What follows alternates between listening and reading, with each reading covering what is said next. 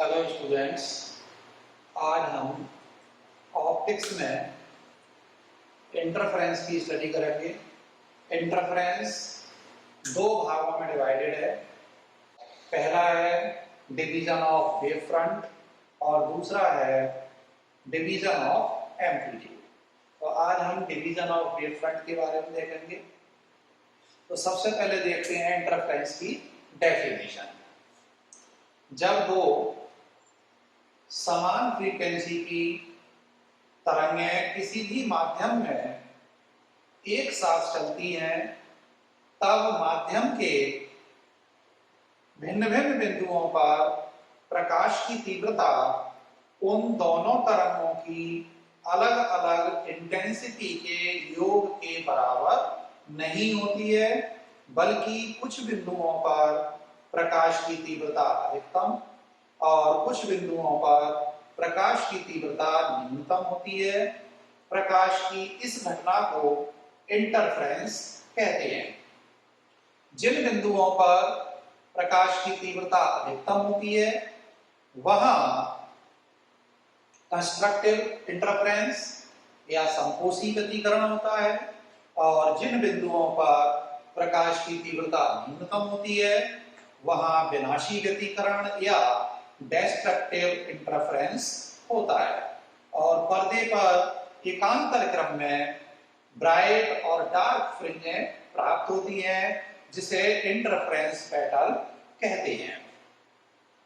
अब हम देखते हैं superposition of two simple harmonic waves, दो सरल आवर्त गति करती हुई तरंगों का अध्यारोपण।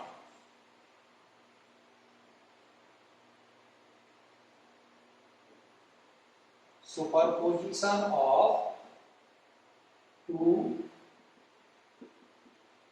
SHM वेव्स, दो सरल आवर्त गति करती हुई तरंगों का अध्यारोपण। मान लिया दो हमारे पास तरंगें हैं जो सिंपल हार्मोनिक मोशन कर रही हैं। उनकी इक्वेशन है y1 equal to a1 sin omega t, equation number 1, y2 equal to a2 sin omega t plus phi, equation number 2 डाल दिया जाए। अब हम यहाँ पर प्रिंसिपल ऑफ सुपरपोजिशन लगाएंगे, तो from the principle of superposition y equal to y1 plus y2।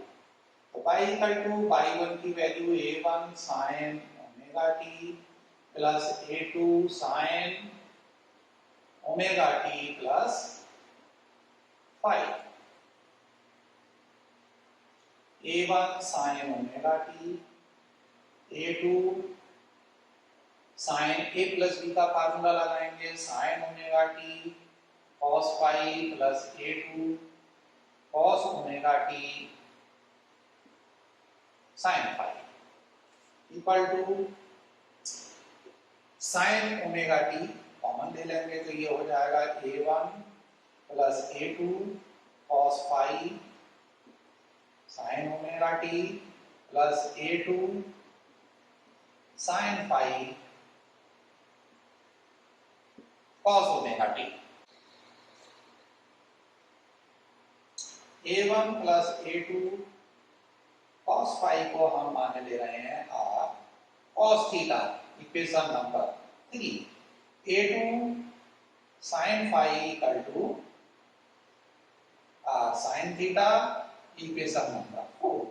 Therefore displacement y equal to, इसकी जगह r cos theta sin omega t plus r sin theta cos omega t। ये हो जाएगा r sin omega t plus theta. तो resultant displacement हमारे पास आता है r sin omega t plus theta, जो कि सिंपल हार्मोनिक मोशन की इक्वेशन है। इससे हम देखते हैं कि जब दो सिंपल हार्मोनिक मोशन करती हुई वेव्स किसी भी मीडियम में सुपरइम्पोज होती है, तो रिजल्टेंट वेव भी सिंपल हार्मोनिक मोशन करेगी, जहां पर r रिजल्टेंट एम्पलीट्यूड है और यहाँ A1 और A2 पहली और दूसरी वेव्स के एम्पलीट्यूड हैं। अब हम इक्वेशन 3 और 4 को स्क्वायर करके ऐड कर देंगे, तब देखते हैं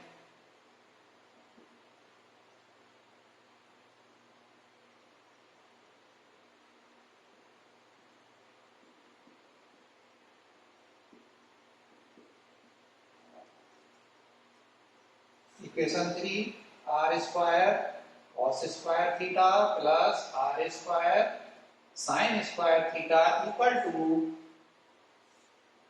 a1 plus a2 cos phi square plus a2 sin phi square.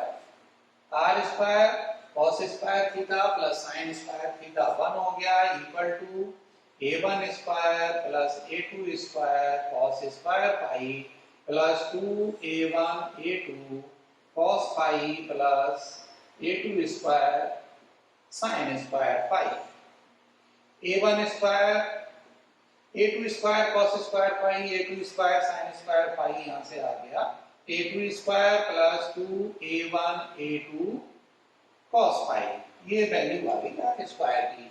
परंतु हम जानते हैं r square is directly proportional to intensity I, therefore I resultant intensity a1 square plus a2 square plus 2a1 a2 cos phi। इसका मतलब है या हम ऐसे भी लिख सकते हैं I equal to a1 square that is I1 a2 square I2 plus 2 root I1 I2 cos phi। तो हम देखते हैं कि जो रिजल्टेंट इंटेंसिटी है वो दोनों वेव्स की इंटेंसिटी के अलग अलग योग के बराबर ना होकर के उनके बीच फेज डिफरेंस पाई पर भी डिपेंड करती है। तो ये हमारे पास इंटेंसिटी का आ गया। अब हम ये देखेंगे कि कौन से पॉइंट्स हैं जहां पर इंटेंसिटी मैक्सिमम होगी और कौन सी कंडीशन है जब इंटेंसिटी मिनिमम होगी। Condition for maxima and minima. तो हम डबल स्लिट एक्सपेरिमेंट के बारे में हम पीछे पढ़ा हुआ है। डबल स्लिट एक्सपेरिमेंट में क्या होता था, दो सोर्सेज है, नैरो सोर्सेज S1 S2, सामने एक स्क्रीन रखा हुआ होता था। अगर हमारे पास स्क्रीन पर कोई पॉइंट P है जिस पर कोई फ्रिंज बन रही है, तब पाथ डिफरेंस कितना होगा, S2P माइनस S1P। अब हम जानते हैं कि इंटेंसिटी की जो वैल्यू होती है I equal to a1 square plus a2 square plus 2a1 a2 cos phi। तो इंटेंसिटी की वैल्यू दोनों वेव्स के बीच फेज डिफरेंस पर डिपेंड करती है, cos phi पर डिपेंड करती है। और मैक्सिमम इंटेंसिटी कब होगी, जब cos phi की वैल्यू मैक्सिमम होगी। और cos phi की मैक्सिमम वैल्यू होती है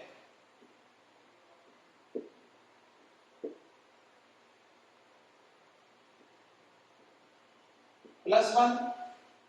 ये वैल्यू होती है cos 0, cos 2 pi, cos 4 pi and so on. That is phi equal to 2 and pi, where n equal to 0, 1, 2 and so on. एक फार्मूला हम लोग जानते हैं, phase difference phi equal to 2 pi upon lambda into path difference.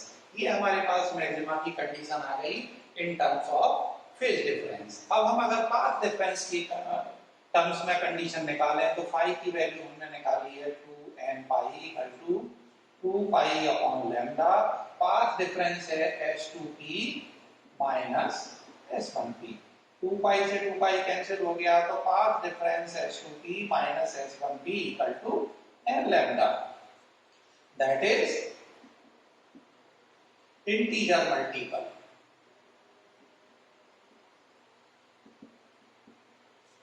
integer multiple of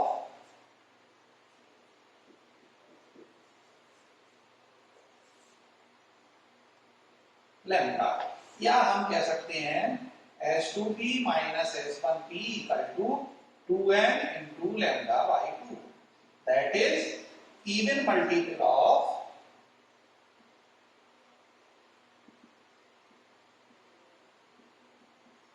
lambda by 2। तो ये maxima की condition आ रही है in terms of path difference. तो जिन पॉइंट्स पर पाथ डिफरेंस एन लैम्डा होगा उन पॉइंट्स पर हमें मैक्सिमम इंटेंसिटी मिलेगी, कंस्ट्रक्टिव इंटरफेरेंस होगा। अब हम मैक्सिमम इंटेंसिटी कितनी हो गई,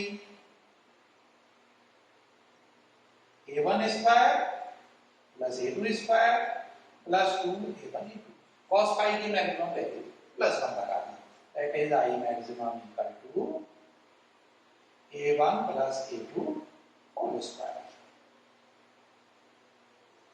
अब हम देखते हैं कंडीशन फॉर मिनिमम इंटेंसिटी। तो मिनिमा के लिए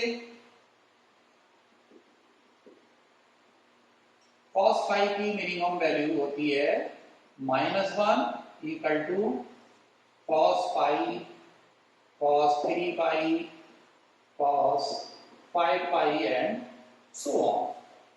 हम कह सकते हैं phi equal to 2n plus 1 pi, general form आ गई, n इक्वल टू 0 1 2 3। तो जिन पॉइंट्स पर phase difference 2n plus 1 pi होगा वहां पर मिनिमम इंटेंसिटी मिलेगी।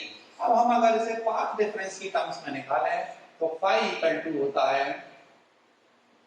2 pi upon lambda into path difference S2P minus S1P। तो therefore phi की वैल्यू लगा देंगे 2n plus 1 pi equal to 2 pi upon lambda into path difference. तो S2P minus S1P equal to पाई से पाई कैंसिल हो गया 2n plus 1 lambda by 2। तो जब पाथ डिफरेंस लैम्डा बाई 2 का ऑड मल्टीपल होगा तब हमें मिनिमम इंटेंसिटी मिलेगी, that is odd multiple of lambda by 2। जब ये कंडीशन फॉलो होगी तब हमें इंटेंसिटी मिनिमम मिलेगी। और इंटेंसिटी की मिनिमम वैल्यू कितनी होगी, a1 square plus a2 square cos phi की मिनिमम वैल्यू -1, तो यहाँ आ जाएगा -2 a1 a2। तो मिनिमम इंटेंसिटी की वैल्यू आ जाएगी a1 minus a2 whole square. ये मिनिमम इंटेंसिटी आ जाएगी। तो हम देखते हैं इसमें कि कुछ पॉइंट्स पर इंटेंसिटी दोनों वेव्स की इंटेंसिटी के योग से ज्यादा हो जाती है और कुछ पॉइंट्स पर इंटेंसिटी कम हो जाती है। लेकिन हम अभी देखेंगे कि जो एवरेज इंटेंसिटी है वो हमेशा कांस्टेंट रहती है, टोटल एनर्जी इसके अंदर कंजर्व रहती है। तो इंटेंसिटी और फेज डिफरेंस के बीच जो ग्राफ खींचे जाते हैं उन्हें हम इंटेंसिटी डिस्ट्रीब्यूशन कर्व कहते हैं। हम जानते हैं कि cos phi की मैक्सिमम वैल्यू +1 होती है और ये होती है cos 2 pi cos 0 cos 2 pi cos 4 pi dash. या हम कह सकते हैं phi इक्वल टू 0 ±2 pi भी कह सकते हैं, ±4 pi कह सकते हैं एंड सो। और cos phi की मिनिमम वैल्यू अगर हम देखें तो मिनिमम वैल्यू माइनस ये मैक्सिमम वैल्यू है और ये मिनिमम वैल्यू है। -1 ये होती है cos pi cos 3 pi 5 pi, that is phi equal to plus minus pi plus minus 3 pi plus minus 5 pi and so on। तो अगर हम इंटेंसिटी और फेज डिफरेंस के बीच अगर कर्व खींचें तो वो किस तरीके से मिलेंगे।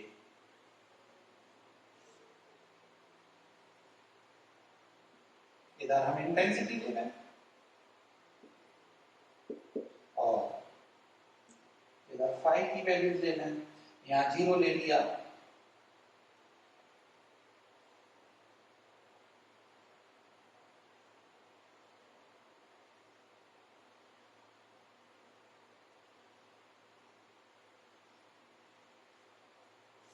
तो ये 0 हो गया, ये हमारे पास 2 पाई, ये हो गया 4 पाई, इधर हो गया -2 पाई, इधर हो गया -4 पाई, ये हो गया -पाई -3 पाई, ये हो गया पाई, ये हो गया 3 पाई, ये हो जाएगा 5 पाई।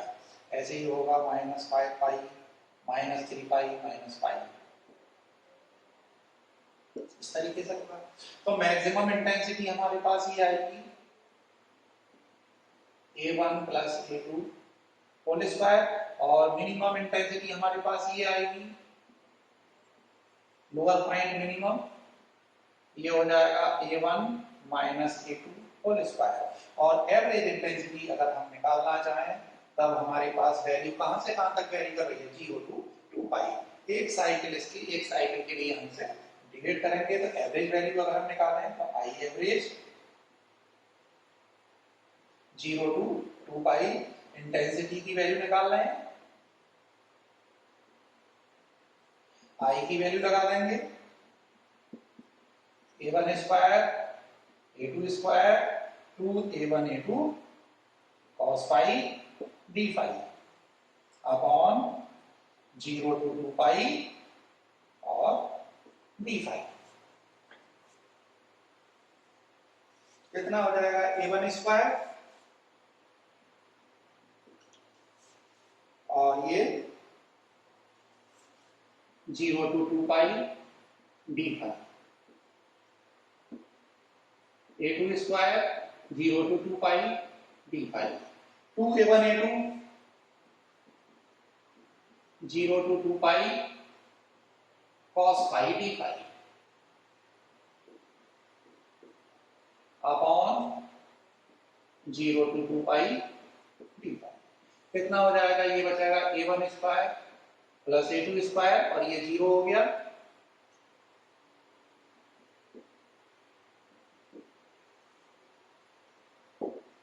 जीरो वाली लिमिट थी 2 पाई, 2 पाई से 2 पाई कैंसिल हो गया, तो आई एवरेज की वैल्यू आ जाएगी A1 square plus A2 square, that is I1 plus I2। इसका मतलब है एवरेज इंटेंसिटी क्या रहती है, इंटरफेरेंस के अंदर कांस्टेंट रहती है 1 स्क्वायर प्लस A2 स्क्वायर। इसका मतलब है कि इंटरफेरेंस के फिनोमेना में एनर्जी कंजर्व रहती है, केवल एनर्जी का रीडिस्ट्रीब्यूशन होता है। तो ये हमारा हो गया आज का conservation of energy interference phenomena. अब हम नेक्स्ट टॉपिक लेंगे फ्रेस्नेल पाइप प्रिज्म, जो नेक्स्ट वीडियो में लेंगे। Thank you.